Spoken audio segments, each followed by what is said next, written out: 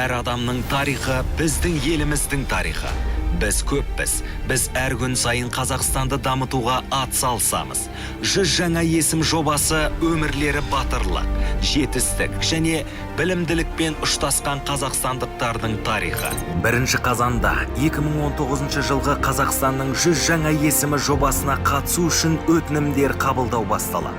Егер сенің жасың 39-дан аспаса және өз ісіңде қандайда бір жетістікке жеткен болсаң, бұл жоба саған арналады. 20 қазанға дейін 100 жаңа есім.ruh.kz сайтында қатысушы өтінімін толтырыңыз.